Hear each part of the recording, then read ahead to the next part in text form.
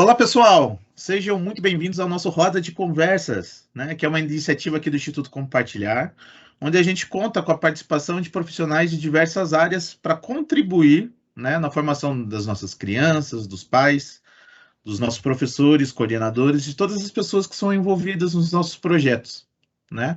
Hoje eu estarei junto com a nossa coordenadora, Kátia, em frente, Olá, né, pessoal. nesse bate-papo interessante. Hoje temos nosso segundo encontro, né, com o nosso convidado, novamente, a gente tem a ilustre presença, né, baita profissional de novo, nosso Rodrigo, até pegando, assim, a gente não vai fazer a apresentação novamente, quem quer ver a apresentação do Rodrigo, o currículo vasto, todas as experiências do Rodrigo, clica aí, procura o vídeo do nosso primeiro encontro aí na página do Instituto Compartilhar, procura, com certeza também vai ter um linkzinho lá no perfil do Rodrigo também, lá dessa entrevista, então dá uma procurada lá para o Rodrigo, para você ver a apresentação do Rodrigo aí, né, esse nosso profissional convidado. Seja bem-vindo novamente, Rodrigo. Obrigado, pessoal. Prazer enorme estar aí com vocês, né? Falar do que a gente curte aí é sempre um prazer. A gente não vê o tempo passar, Rodrigo, a gente não vê o tempo Sim. passar.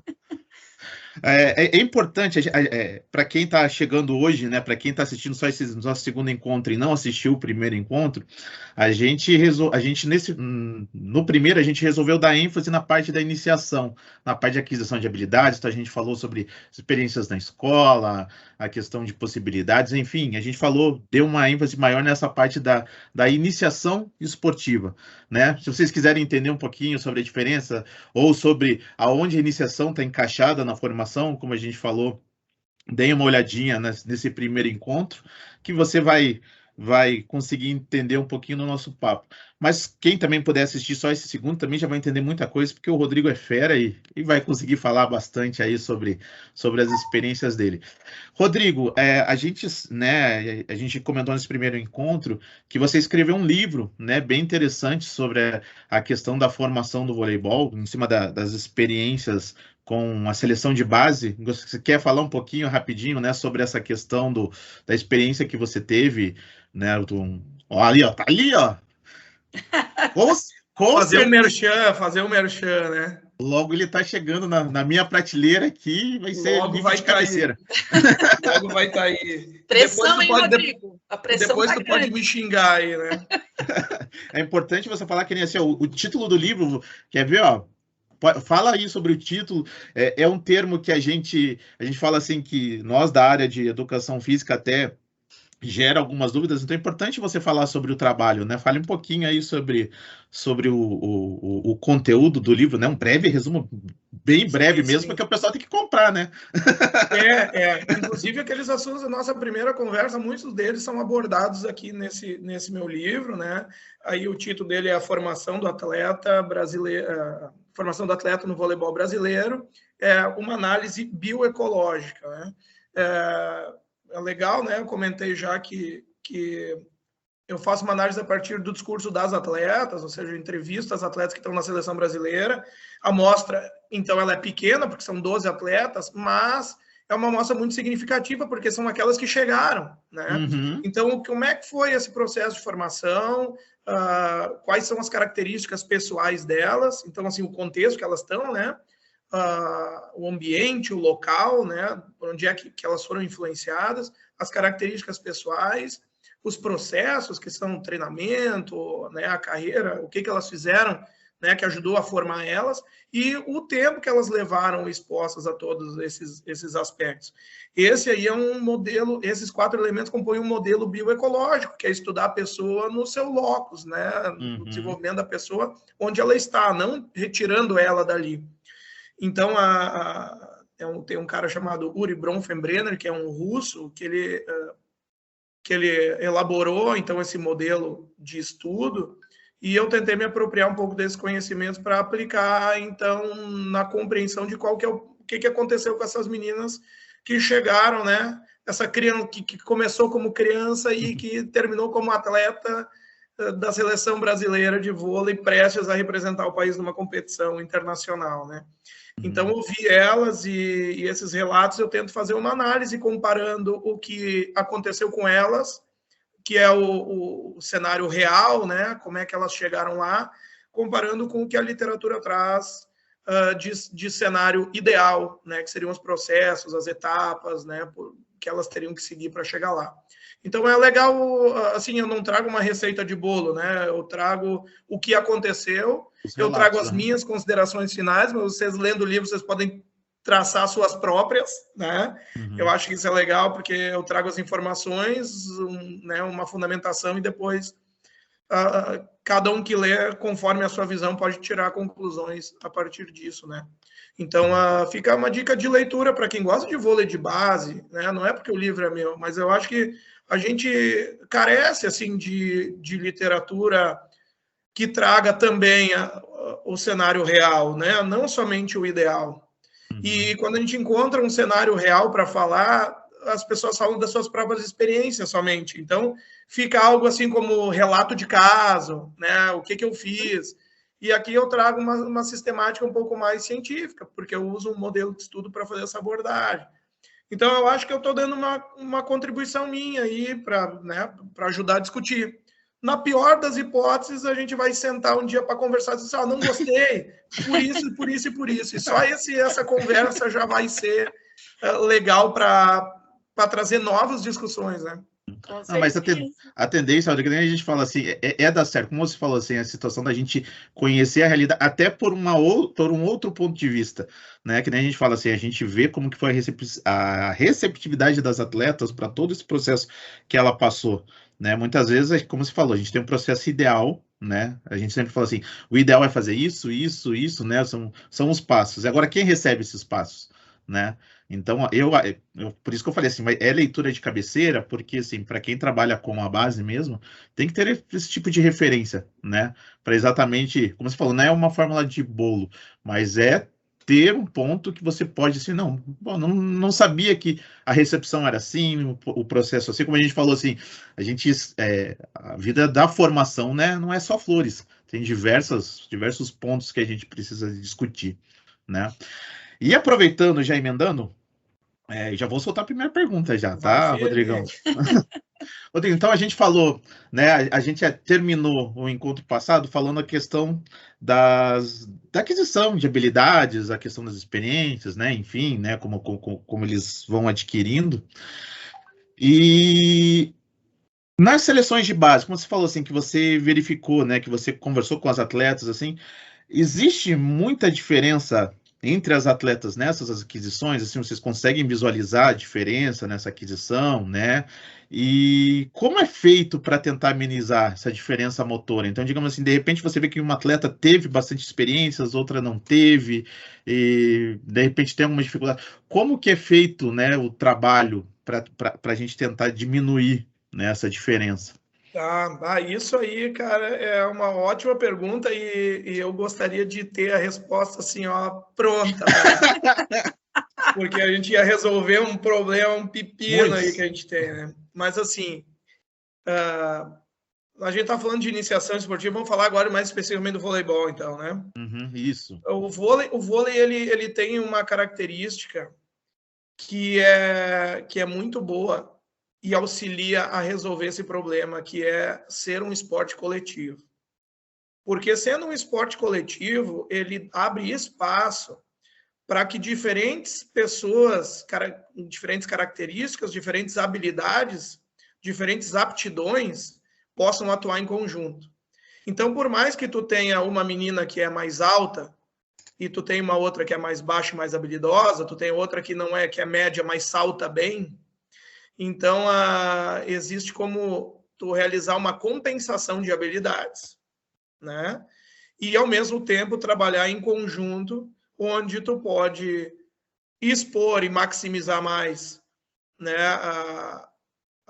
aquelas que já estão mais aptas, né? E diminuir algumas responsabilidades ao ponto que consigam realizar aquelas que estão menos aptas, já que a gente viu que o talento não é somente aquela pessoa, na nossa primeira conversa, né? Que o talento não é somente aquela pessoa que apresenta um nível de aptidão e performance elevado, mas que isso aconteça num determinado momento da vida. Então, tem aquelas com desenvolvimento mais tardio que podem apresentar isso depois, né? E que lá na base foram reserva, e hoje estão na seleção adulta, né? Então, como fazer, né? Eu acho que a gente tem que trabalhar de forma individualizada quanto ao desenvolvimento de cada uma, né? Tem a parte da individualidade, ela biológica, mental, cognitiva, psicológica, motora, né? Tem individualidades disso tudo. E a gente tem que respeitar e dar estímulos que sempre empurrem para um passo a seguir, né? Porque o desenvolvimento, ele não é linear, né? O desenvolvimento não parte do ponto A e tu te desenvolve até o ponto B. Não é uma reta, não é linear. Tu vai ter uma melhora no desenvolvimento, na performance, ele vai se habituar com aquilo, vai criar um platô. Pode até acontecer algum momento em que daí melhora de novo, porque se habituou e tal, aí depois pode entrar no nesse platô, pode acontecer alguma coisa que rompa a sequência de treinos, né? Uma pandemia, pode acontecer, né? Ou problemas na família, abandono da modalidade, alguma questão econômica, sei lá, para de treinar, cai, aí volta, aí parece que tem uma aptidão, tem talento, tu dá 2, 3 treinos, parece que nunca parou de jogar, aquela coisa assim. Então, assim, tu vai do ponto A para o ponto B, só que não é uma linha, ela não é linear, ela tem altos e baixos, tem nuances ali que interferem, e nem todas elas são motoras. Isso é importante também. Tem aspectos sociais, tem aspectos mentais, psicológicos, técnicos, e aí, né, um monte de outras coisas. Porque o atleta, ele é um ser multidimensional, né? São muitas coisas que interferem para que tu tenha aquilo ali. Tu tem um cara talentoso no lugar certo, com um bom técnico, e ele não quer jogar. E aí, né? Então, assim, são muitas dimensões envolvidas. E tu tem que criar estímulos e tentar individualizar ao máximo. Quando a gente chega num ponto em que tu já está pensando nessa performance, tu tem que criar momentos específicos de trabalho individualizado, né? Eu acho bacana que assim, eu até vou pegar o recorte lá do começo até, né, dessa resposta, né, que você falou. É importante a gente também que as diferenças fazem a complementação do esporte coletivo, né? Então, não adianta você ter 12 atletas exatamente iguais. Não adianta, né? Mas assim, não faz sentido você ter 12 atletas iguais ou 12 atletas altas, 12 atletas que tenham as suas características, não só físicas, mas psicológicas. 12 exatamente iguais, né? 12 iguais. Você tem que ter exatamente a diferença. As funções não são iguais. Exatamente, né? São posições diferentes, mas ao mesmo tempo não são só posições. Como você falou, em determinado momento o jogo ele vai estar num patamar, no outro vai estar outro. No momento vai precisar ter mais vontade, não vontade, mas muito mais vibração. Ao mesmo tempo vai ter que ter um pouquinho mais de calma e sempre tem que ter alguém ali para poder estar fazendo esse encaixe para o momento, né? E é o trabalho conjunto, né, da comissão técnica da seleção brasileira e a comissão técnica da equipe dela, né?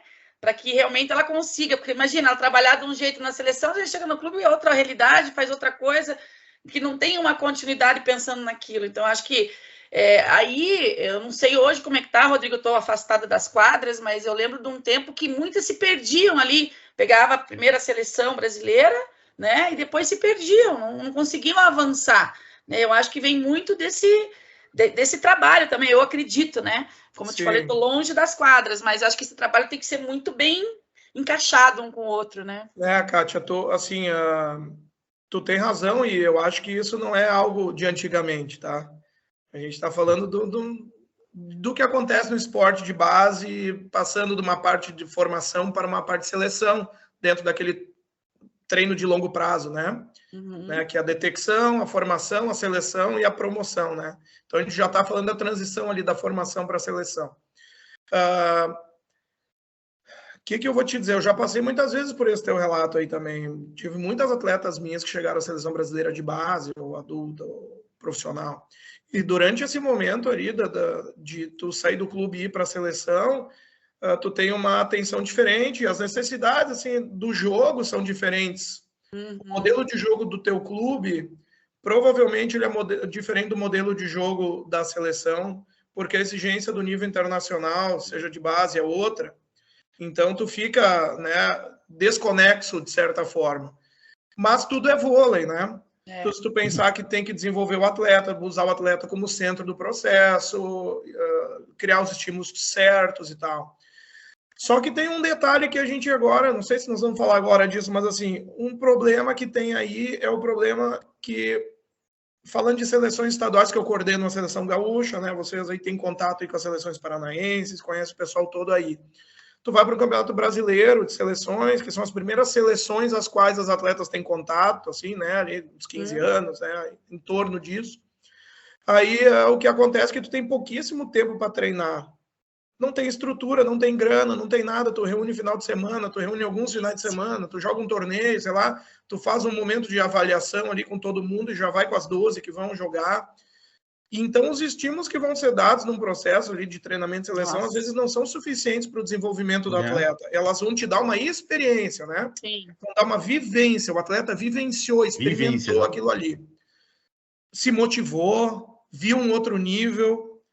Mas é isso, teve uma contribuição de dar uma prova, de acender uma luzinha e dar um brilho no olho. Mas não deu uma contribuição realmente ali na formação direta. Não toca melhor na bola, ataca melhor, saca melhor por causa disso. Tu não vai ficar mais forte, mais rápido e saltar mais, ficar mais resistente por causa disso. O que vai acontecer assim, ó, eu acho que eu quero ser jogador. Se eu treinar um pouquinho mais, eu posso ir de novo ano que vem. Sim. Eu tenho condições de chegar na seleção brasileira. É esse despertar, é essa experiência, essa vivência que pode fazer toda a diferença na vida. Certeza. Pode fazer, pode, né? Não que Pode. vá ser, porque cada um interpreta de uma outra forma. É subjetivo. Mas é isso. Então, assim, tem contribuir. Eu acho que se tu vai treinar muito pouco, esse pouco tempo de experiência não traz questões que vão dar um impacto de longo prazo, assim, né? Dá um impacto imediato e daí o que tu faz com aquilo que tu, né? Que tu pode promover essa atleta aí futuramente. Legal. Então, as seleções é assim, é difícil. Então, é difícil ter muito esse diálogo seleção e clube, porque a seleção há tão pouco tempo que eu penso, cara, eu tenho que fazer o melhor que eu puder agora, com essas aqui. E daí, aqueles talentos mais tardios, muitas vezes ficam de fora. Verdade. Porque, como eu vou treinar tão pouco, eu tenho que pegar aquelas que agora estão em condição. Sim. E se eu considerar que elas têm um rendimento melhor naquele momento da vida, eu estou pensando naquele momento. Sim. E não no momento adulto profissional. Né? Quem vai pensar lá no momento adulto profissional? Quem estiver trabalhando com elas lá. Com certeza. Isso é um problema de solução complexa, né? Muito difícil. Com certeza, se a gente tivesse um tempo maior de trabalhar essas seleções, né, dos estados aí, né, com uma preparação melhor, até a seleção teria um pouco mais de condição, né, de trabalhar até um pouco melhor com esses atletas também. Porque tu pensa na lógica assim, ó, se uma das formas de escolher os atletas que vão para a seleção brasileira é observando aquelas que estão nas seleções estaduais, as que estão nas seleções estaduais talvez não são aquelas que têm o perfil da seleção brasileira, porque eu treinei um final de semana. Exatamente. Daí eu deixei a grande fora, que é a que interessa para a seleção. Então, criar outros sistemas de detecção ali é importante, né? É importante. Bom, Rodrigo, a gente, nós no Instituto, a gente fala muito, e eu vi que você no teu livro, né, não li ainda, mas também tenho curiosidade em ler, né? A gente fala muito no projeto, mesmo sendo iniciação, da formação integral da criança e do adolescente. Então, de buscar entender esses aspectos ambientais, cognitivos, afetivos, né? Para que ela se desenvolva de uma maneira mais tranquila, né? E assim, mais em paz com tudo, né? Conseguindo desenvolver bem. No seu livro, pelo que eu vi ali um resuminho, você fala também disso, né? De como esses aspectos eles influenciaram as meninas que chegaram até a seleção brasileira. E no seu estudo, qual desses aspectos, vamos dizer assim, foi o maior gatilho que você percebeu que essas meninas fizeram com que essas meninas chegassem até esse nível da seleção? Não, é ótimo, é ótimo. O gatilho, cara, é aquela coisa que todo mundo queria saber, é o segredo, né? Qual é o pulo do gato? É a receita do bolo, né?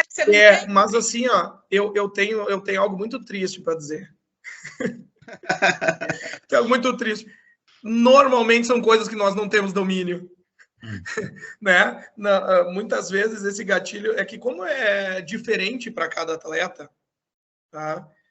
Eu não sei se a Kátia congelou ali, tá me ouvindo. Deixa eu ver aqui. Tu tá me ouvindo, Alex? Eu tô. Pode vou continuar. continuar então. Assim, a gente, para cada uma é diferente, né? E para muitas delas nós não temos domínio. Existiram muitas situações de meninas que estavam pensando em parar de jogar durante esse momento aí dessa trajetória para chegar na seleção. E elas não pararam por inúmeras coisas que aconteceram que talvez a gente nem sabia, né? Apoio social, apoio de amigos, de familiares. Não somos nós que fizemos, né? Mas um prêmio de destaque numa competição, uma convocação para uma seleção, são aspectos que acontecem ao longo da vida que para aquela pessoa tem impacto. Uma medalha num campeonato, não pelo campeonato ter nível de importância maior, não é porque é o campeonato brasileiro que ela ganhou, mas aquele campeonato interno do clube que botou ela que acendeu a luz, né?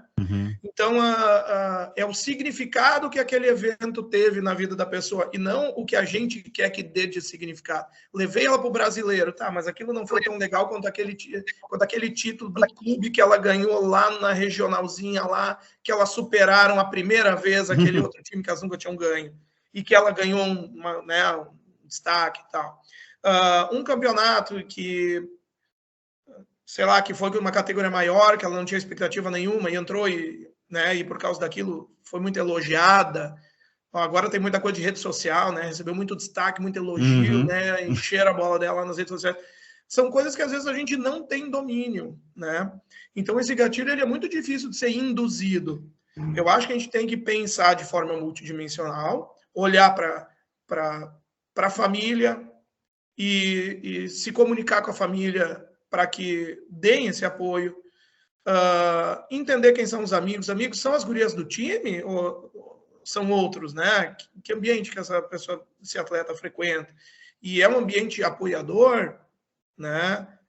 Vale a pena eu conversar com esse pessoal? Daqui a pouco são meninas já do time, dá para chamar as meninas do time, pô, galera, vamos dar um apoio, vamos dar uma força, vamos trazer junto, vamos maneirar nessa cobrança, né? Sei lá. Então, assim, criar ambientes. Então, não tem um segredo.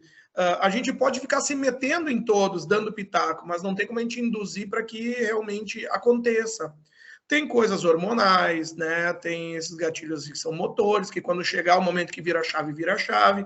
Então, a gente pode treinar e nada, né? Eu vou dar um exemplo, outro exemplo, tá? Legal, prático. Tinha uma menina que tinha muito problema de peso na minha equipe. E ela era muito habilidosa. E ela estava sempre acima do peso. E a gente passou durante toda a base enchendo o saco, cobrando e falando com a família, e fala com ela, e nutricionista, e fala, e pressiona, e pega pesado, e passa a mão na cabeça. A gente usou inúmeras estratégias. Chegou o momento que a gente trabalha até o sub-19, né? Chegou o momento que ela terminou o terceiro ano do ensino médio e resolveu seguir jogando e foi para uma outra equipe.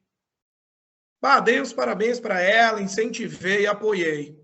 Perdi o contato por alguns meses, né? Porque, claro, a vida segue, né? Estou pensando no trabalho aqui, começo de próxima temporada.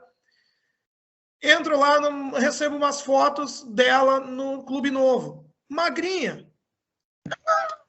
Aí eu disse assim, mas o que está acontecendo aqui, né? É ela mesmo? O que eu perdi?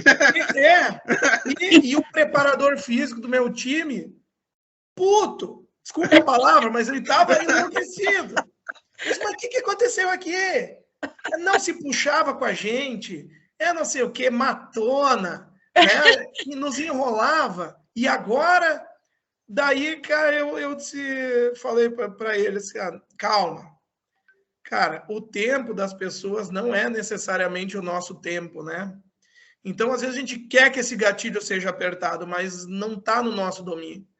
Pensa, eu falei para ele assim, pensa que nós criamos toda a base, todo o estímulo, toda a consciência. A gente deu todas as ferramentas para que quando o gatilho dela fosse acionado, ela tivesse isso aí no repertório dela, né? Como a gente já falou de muito repertório motor, né? Ela tivesse no repertório dela isso para usar. E amadureceu, e foi, entendeu? Um outro exemplo prático, Lucão. Lucão, campeão olímpico, cara, o Lucão foi nosso atleta aqui em Estrela. Na época a gente tinha vôlei masculino ainda, ele foi da última geração. Eu não vou dizer que lá na base ele era um atleta exemplar. Agora esse é o cara que é certo que vai ser na seleção brasileira. Ele também dava os migué dele e tal, mas assim, ele ainda não tinha despertado, criado gosto. Em algum momento dessa trajetória, ele amadureceu, botou a cabeça lá no lugar e se dedicou e tem talento e foi, né, cara? E teve o momento dele, o tempo dele próprio, né?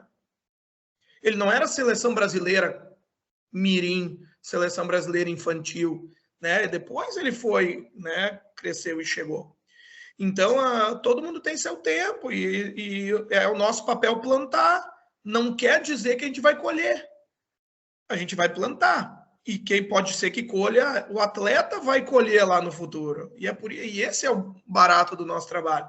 Às vezes tu tá com aquela pessoa tempo suficiente para tu mesmo estar em contato quando ela colher. Mas talvez não, né? Talvez isso vai acontecer num tempo mais tardio e que tu não vai ser a pessoa. Hoje, o meu colher é ver ela feliz jogando, né? Tá aí na vida, do vôlei ser a vida dela, né? Então, assim, fico muito feliz de contribuir, né? Dei a minha contribuição, né? É bacana quando você comenta assim, Rodrigo, que nem se fala assim, né? Você ter esse desprendimento de saber que não vai ser, de repente, no teu período que você vai colher. Porque às vezes você quer, né, nessa ânsia de repente, se desenvolver, que dentro do teu trabalho ali isso aconteça. E a gente tem que pensar que a gente está em formação, né? E essa questão da formação, ela pode acontecer agora, ela pode, como você falou assim, né?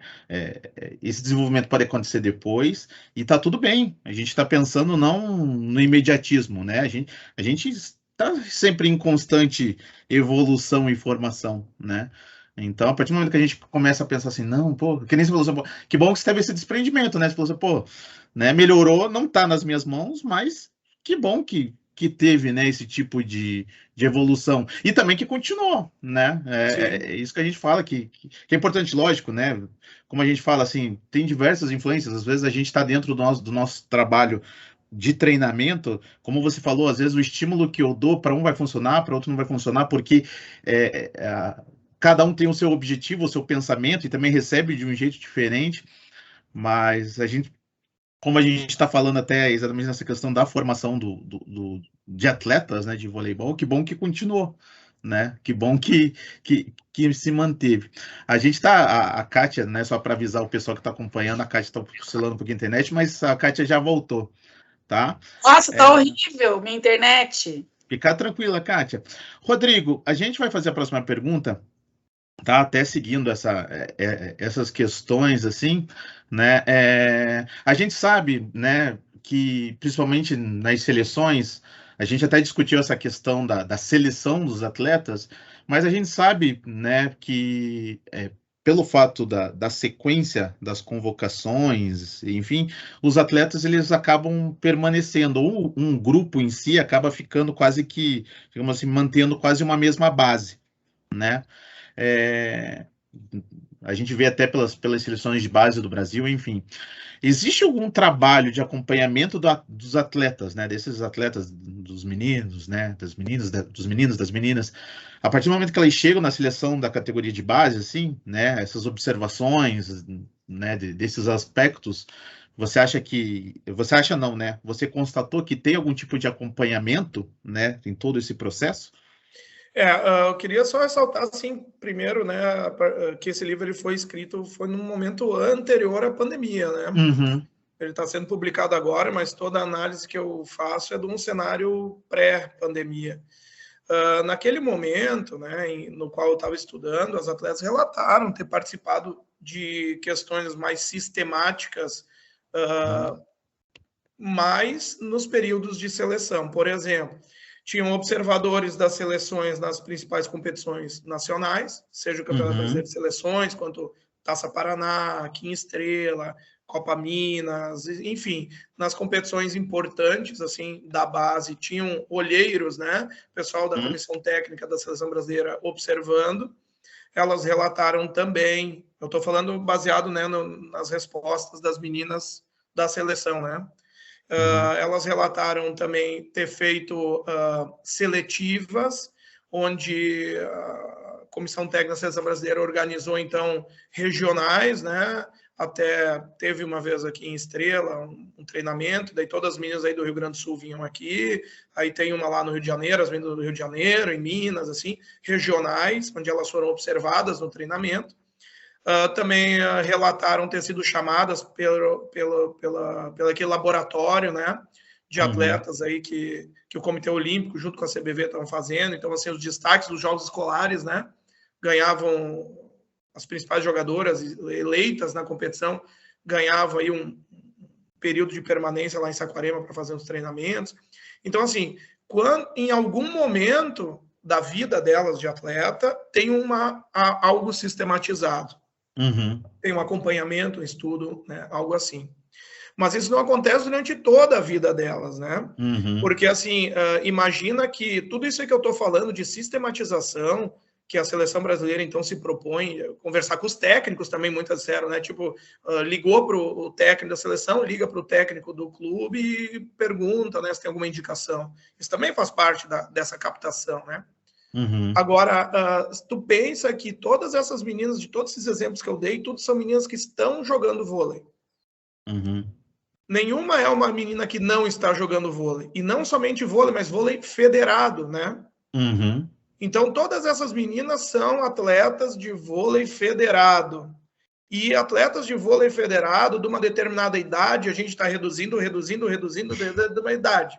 Então, tu acaba chegando na seleção brasileira pensando em números pequenas amostras que tu tem, né, em cada localidade. E ainda tu tem estados que têm um destaque maior, outros menos. Então, quando tu chega numa seleção brasileira, como o caso dessas 12 que eu entrevistei aí, elas são do Rio Grande do Sul, Santa Catarina, Paraná, Rio de Janeiro, São Paulo e Minas. São desses 3 lugares.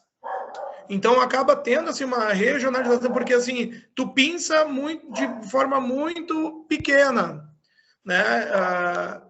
E pelo tempo, não ter o tempo suficiente, por não ser o ano inteiro a seleção, tu tem alguns momentos e tu vai nessas que são as mais prontas. Daqui a pouco tu tem uma menina grande aqui no Rio Grande do Sul, só que ela não está na hora dela, tecnicamente, fisicamente, ela está abaixo das outras, ela acaba dançando, mesmo tendo 2,1 metros, por exemplo. Né? Então, tu pensa assim, e aí? E aí não vai ir para essa seleção. Tem biotipo, tem um monte de coisa, mas naquele momento daquela sistematização, ela não fazia parte dessas pequenas amostras observadas, né?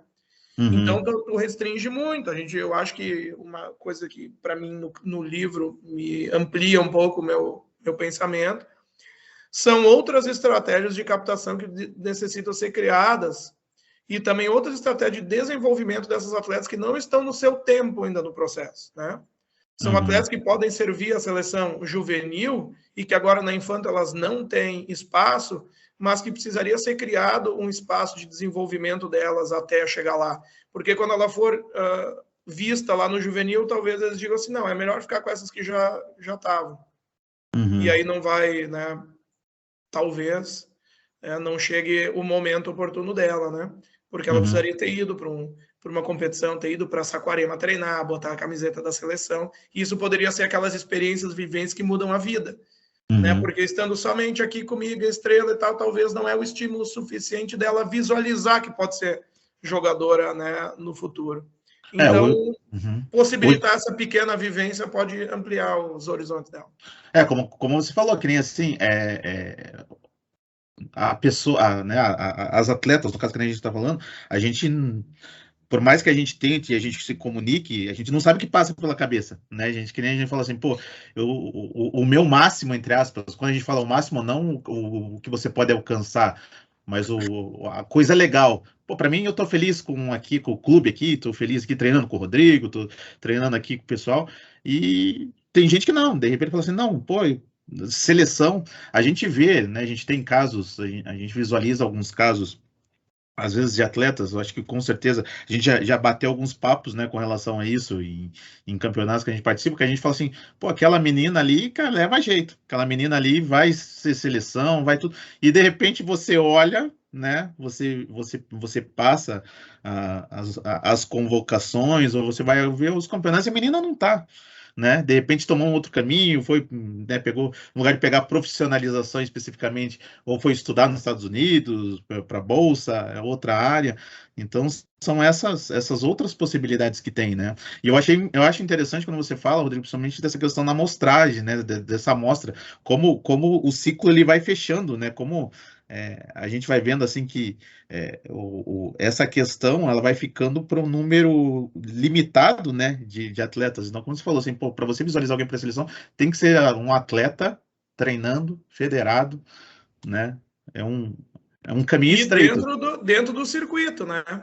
Uhum, Porque daqui a pouco tu não participa da Taça Paraná, de Estrela e tal, né? uhum. Que Tu tá são. fora do circuito, né? Mesmo Uhum. estando federado, né? Ah, Porque não fora tem que como tu ver todos os campeonatos estaduais aí de todo o Brasil, né? vai viver só disso, só vendo o jogo manhã, tarde e noite. Isso, cara, isso é o ideal, né? Tipo, tu ter alguém para isso seria o ideal, mas a gente sabe que o Uhum. real é diferente, né? Todo mundo, além Eu da vou, seleção, também tem seus outros trabalhos, né? Vivem de outras coisas também, né? eu vou até. Clube e tudo mais. Uhum. Eu vou pegar até esse gancho que a gente falou dessa questão de assistir os jogos, né? E quero perguntar assim, que nem assim, a gente sabe, você falou bastante dessa questão de rede social, né? Você falou dessa questão a gente fala dessa questão de você ver os jogos. A gente sabe, a gente não está reclamando, mas a gente fala da dificuldade que tem de você acompanhar os jogos. Mas hoje a nossa fala assim, a geração de técnicos hoje consegue ter acesso no videozinho da escola, do vôlei da escola lá sei lá, de uma escola que nem participa de competição, mas a gente consegue ter, se a gente quiser, se a gente procurar, né, a gente consegue ter vídeos, referências de diversos locais. Com essa evolução que a gente tem para o bem, até, e também tem a questão das redes sociais que influenciam positivamente, negativamente, enfim, que nem se falou, né? Tem um campeonato que você joga super bem, você recebe elogio até de quem você não conhece. Também quando você não tem um dia legal, você não, né? Você fica procurando aquela curtida na foto que você não recebe. Com essa evolução dessas áreas tecnológicas, também com essa evolução dos estudos do comportamento humano, né? Que a gente fala assim dessas influências. Como é que você vê, né, no futuro essa formação dos atletas, assim, né? Como que você visualiza isso? Cara, isso eu acho que é uma discussão que vale uma live só disso, quase, né? Porque, assim, os aspectos ligados à tecnologia hoje, eles não têm sido criados visando o aumento da atividade física, né? Uhum. Pelo menos para crianças e adolescentes, né? Está muito mais voltado para redes sociais e entretenimento, assim, né, do que realmente para atividade física. Então, ao invés de causar um impacto de aumento, está causando impacto de diminuição na atividade física. Né? A gente vê os adolescentes muito maior tempo de tela. A gente já tem estudos hoje relacionando o tempo de tela com a performance, né, e identificando uma piora na performance daqueles que usam tela imediatamente antes aí, né, da participação em competições, por exemplo. Então, assim, a gente vê que a gente tem um novo problema, né, para resolver. Além do problema da identificação, da detecção, da formação, né, da promoção, da seleção, tudo, além disso tudo, a gente ainda tem que ver essa disponibilidade da criança, do adolescente em ser atleta, né? Se ela quer, né? Porque às vezes no celular só vê as coisas que ela gosta. No treino tem que escutar o professor chato lá cobrando e querendo que ela faça direito, e daquele jeito não tá bom, e tenta de novo, e aí vai de novo, né? Então, acho que a gente tem um desafio muito grande aí. Talvez algo um pouco mais híbrido, né? Híbrido eu digo no sentido de utilização maior dessas tecnologias, inclusive das redes sociais no treino. Eu tenho usado muito o meu celular no treino. Eu uso muito meu celular no treino. Eu estou dando treino agora para a equipe sub-14. Tá? São as minhas que eu treino, assim, né? 3 vezes na semana eu tenho treino com elas. E eu uso o meu celular para dar um vídeo feedback para elas durante o próprio treino. Olha como é que tá fazendo, tu tá vendo aqui, olha como é que saiu boa essa, olha como é que tu fez, olha como é que a tua colega fez essa aqui, olha como é que tu fez. Então, esse vídeo feedback, inclusive essas minhas postagens nas redes sociais, que às vezes eu boto os videozinhos assim do treino, eu não fico filmando meu treino para as redes sociais. Sim. O que eu faço, eu aproveito que eu tô com o meu celular cheio, porque eu tô mostrando para elas enquanto elas fazem. E daí eu baixo e posto algumas dessas coisinhas e junto 2, 3 vídeos, eu explico um pouco o que eu fiz ali, mas não é a intenção assim, isso aqui eu vou filmar para a rede social. São coisas que eu já filmo, eu filmo a levantadora fazendo movimento e mostra, né? Filma ali a recepção, olha isso aqui, né? O que dá para melhorar? E ela se vê ajuda bastante, né, Rodrigo? Ela Nossa, se vê, né, nas imagens, né? Ajuda muito. E outra coisa que a gente não está acostumado, parece que do celular tu está fazendo uma outra coisa. Então, na verdade, o celular é um instrumento para aquilo ali, então, né? E uma coisa que eu agora identifiquei, porque não é algo que eu tipicamente eu faria antes da pandemia, mas agora eu já estou fazendo muito mais. E uma coisa que eu estou achando legal é que, assim, eu tenho aqui, ó, nesse brinquedo aqui, eu tenho os vídeos delas do primeiro dia que elas chegaram no treino.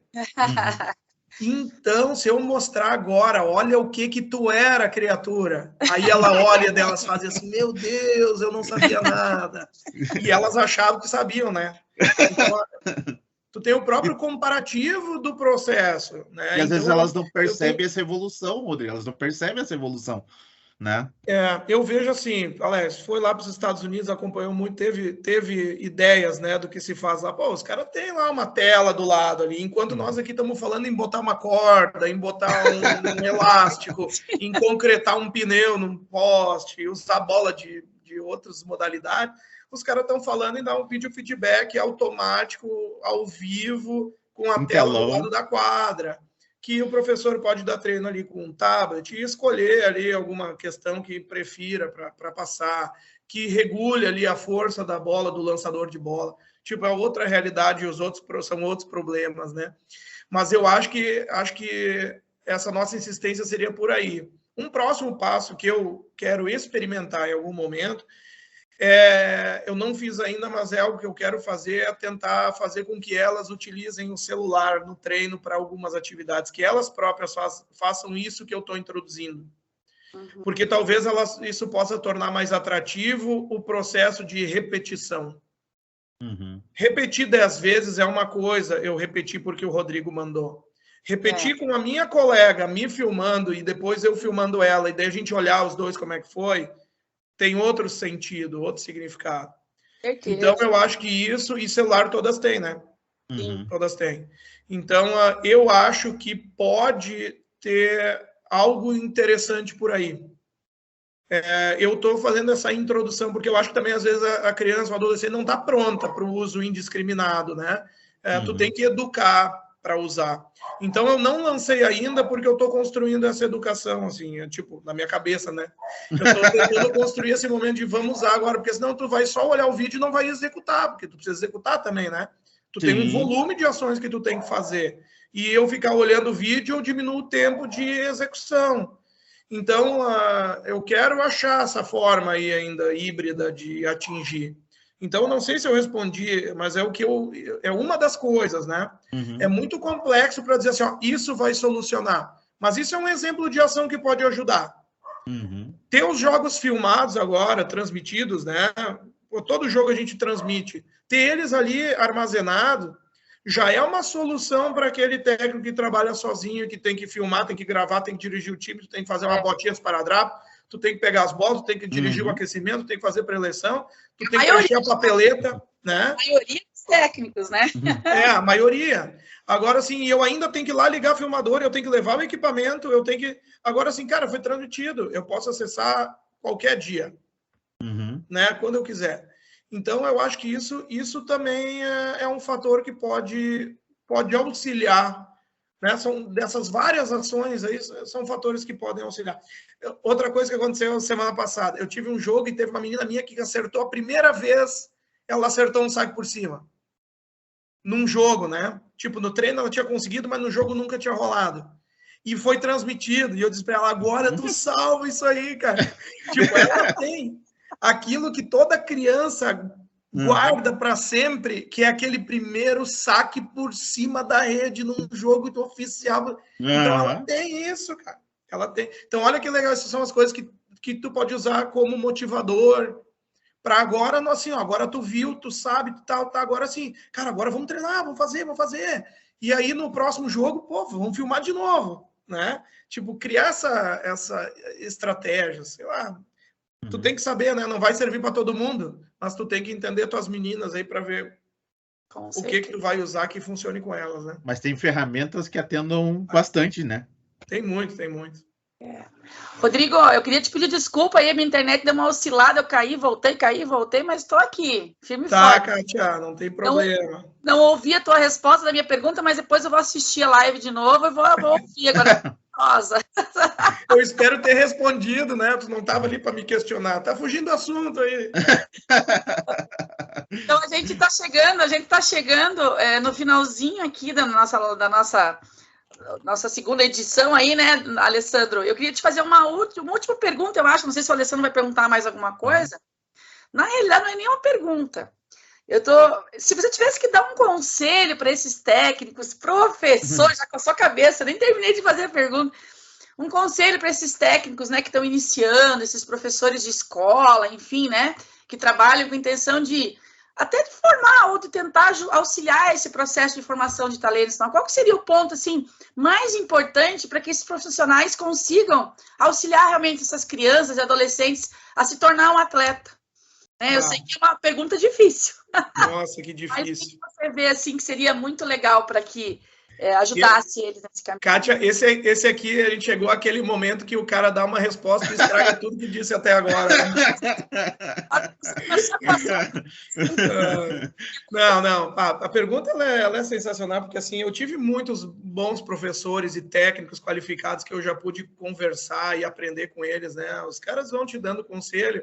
O conselho bom é aquele que tu recebe na hora que tu precisa, né? Então, eu ficar falando aqui, talvez eu não sei nem a realidade de quem está ouvindo, né? Mas eu acho que tem duas coisas que eu acho interessante, assim. Uma delas é o professor, o técnico, entender em que ponto ele atua dentro dessa trajetória toda, que é, por exemplo, um treino de longo prazo, né? Ele está no momento lá da detecção, da identificação dos talentos, ele está na parte formativa, ele já está na seleção, ele está na promoção. Eu acho que a pessoa tem que entender em que momento ele está do processo. E porque eu acho que eu não sei qual é o segredo do sucesso, mas o fracasso é tu fazer o que tu quer e não o que precisa. Pular fases, né? Vamos dizer assim. Entender? Então é isso, assim, tipo, eu acho que a primeira coisa tu tem que entender onde é que tu tá. É que nem o cara que eu só jogo futebol com os meus amigos no final de semana, e aí eu chego lá achando que é Copa do Mundo. Tá errado, cara, tá errado. Não é Copa do Mundo, entendeu? É futebol com os amigos uma vez por semana. Então, se eu jogar a Copa do Mundo, eu vou brigar com eles, alguém vai se machucar, entendeu? E essa analogia traz aí para o processo formativo, né? Esse treino de longo prazo. Tu tem que entender onde tu tá. Isso é uma coisa.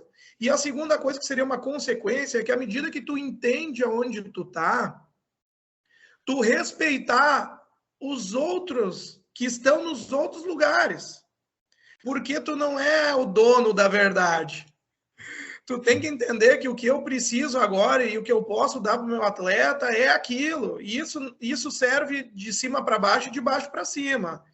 Até porque o treino de longo prazo ele não é de baixo para cima, ele é horizontal, né? Ele é uma caminhada que tu faz para chegar a algum lugar. Não dá para dizer quem está acima e abaixo. Aquela verticalização da pirâmide, talvez isso é a pirâmide ela acontece, né? Porque vai afunilando, mas ela não precisa afunilar para cima, pode afunilar para o lado, né? Para não dar uma intenção. Até no próximo livro eu vou escrever isso aí. Vocês me deram esse insight agora. Essa pirâmide tem que ser aqui porque a galera tem que caminhar junto. Não, tu começa a imaginar, né? Não é que tá subindo, porque dá a entender que quem tá em cima é melhor do que quem tá embaixo. E não só para o atleta, mas para quem trabalha. Então, se a dica é para quem trabalha, eu não vou falar do atleta, eu vou falar para os caras, dos professores, para os técnicos, treinadores, para essa galera aí. Então, assim, não é porque o cara tá ali, eu tô na seleção gaúcha, que eu não preciso respeitar o cara que tá trabalhando em outro momento do processo. daí eu não respeito o cara que está na seleção brasileira, porque assim, lá ele tem tudo, ele treina, não sei o que, ele vai, não respeita isso. Ele não escolheu essa guria aqui que eu acho que era com potencial. Cara, eu tenho que respeitar, porque ele está num outro momento, um outro contexto, é outro momento da vida do atleta e da trajetória. Ao mesmo tempo que tem outros que estão ali, o cara que está lá na escolinha, que pegou uma criança que nunca jogou vôlei e despertou o gosto dessa criança no vôlei, ele mudou a vida dela, ele tirou de um lugar e botou em outro. Então, ele botou essa criança que não estava nesse caminho e botou nesse caminho, né, desse processo da vida esportiva. Então, eu tenho que respeitar esse cara. Assim, ele não ensinou toque e manchete. Mas e aí, cara, ensina tu, né? Ele não ensinou porque talvez naquele momento nem dava para querer cobrar. Tu pegou uma criança que nem queria jogar e agora ela quer. Agora, além de transformar ela não querer em querer, tu ainda quer que ela seja boa, tu não quer fazer mais nada, então, né? Quer que chegue tudo pronto. Né? E a hora que dá esse estado, dá o gatilho que a gente falou, cara, aí a criança fala assim, ó. Entendeu? Ela vai melhorando assim, né? Vai melhorando assim, mas tem um momento também que ela faz assim. Deu, né? O estalo. Então, tem que saber em que lugar do processo tu tá e respeitar os outros que estão nos outros momentos. Essa é a minha dica, então. Se deu certo é isso, se eu conseguir responder. E se for o trabalho a longo prazo, você ter paciência, né? Porque é um trabalho a longo... acho que a paciência é uma das melhores virtudes, né? Ainda mais a gente como treinador, a gente tem que ter paciência. A gente quer um resultado, assim, muito rápido para as coisas, e não é assim que funciona. Né? Perfeito, Kátia. Talvez tu dê uma dica até melhor que a minha aí. Claro que não, eu gostei das suas dicas, eu acho que são importantíssimas de respeitar. Nossa, você falando assim, me vem aquelas de você estar num campeonato e você vê às vezes alguém acima de você ou até abaixo, enfim, e aquele cara às vezes puto do outro lado, bravo, porque o time dele não consegue fazer, mas o time dele ainda, né, tá começando e o cara não se conforma com aquilo. Né? E começa a lembrar de alguns momentos assim, e que realmente são bem importantes, essa questão do respeito. Nossa, Rodrigo, sensacional. Sensacional. Obrigado, Kátia. Valeu. É um prazer estar falando com vocês aí, cara. Rodrigo, a gente quer agradecer, né? Como a Kátia falou, a gente está chegando nessa reta final. E, de novo, vamos repetir o que a gente falou no primeiro encontro. A gente olha no relógio e a gente se assusta. Porque parece que nem a gente fala assim. Primeiro que a gente gostaria de continuar falando, trocando ideia. Eu achei muito legal o que você falou nos dois encontros. Assim, quando a gente fala sobre o que a gente gosta, né? É muito bom a gente falar sobre coisas que a gente gosta, que a gente trabalha, e a gente não vê o tempo passar. Então, assim, a gente quer agradecer de coração por você fazer com que o nosso tempo não, digamos, passasse rápido, a gente não percebesse passar o tempo, né? Obrigado por toda essa contribuição, por toda essa acessibilidade que você teve com a gente aí, né? No pré-gravação e durante a gravação, e já avisando que, assim, exatamente pelo fato desse conhecimento que você tem, dessa acessibilidade, vamos marcar mais algumas aí, já vou te adiantar. Lógico, vamos esperar esse momento corrido aí de jogos e todas as situações aí, mas com certeza você vai ser um convidado aí que vai participar de mais lives aí. A gente tem que aproveitar esse conhecimento e essa facilidade de passar o conhecimento que você tem, assim. Agradecer de coração. Oi? Profissional, guri! Pessoal, muito, muito obrigado pelo convite aí. Quando vocês me chamarem, certamente a gente vai dar um jeito e vai caber na agenda. Vocês têm um lugar cativo aqui com a gente. Olha só, e outra, eu só queria dizer o seguinte, eu pensei, para dizer como a minha dica foi pensando no vôlei, eu podia ter dito assim, dá uma dica para quem está começando, eu podia ter dito assim, compra o meu livro. Mas, não, mas eu respondi, meteu um merchan ainda. Né? E eu acho que é bacana você falar como a gente falou assim, é um viés diferente, é uma situação que a gente já falou, né, no comecinho ali, mas é um ponto de vista diferente e que é importante. A gente fica sempre falando, né, dessa questão assim de formas diferentes de treinamento, 1000 exercícios, tal, né, essas fórmulas mágicas. Agora, a gente ter esse ponto de vista, exatamente conhecer o atleta, Eu tenho que primeiro te dar parabéns pela iniciativa de ter feito um livro desse, porque assim, a gente sabe que é complicado, vamos dizer assim, é uma dinâmica complicada até de arranjar referências, né, bibliográficas para o assunto. E parabéns pela disposição e disponibilizar isso para nós. Comprem, adquiram. Como a gente falou ali nas redes do Rodrigo ali, né, @Rodrigo Rotter, vocês vão achar ali todas as possibilidades de adquirir, né, o livro. Eu já garanti o meu, não vou falar não, quero dedicatório especial aí. Vai ter.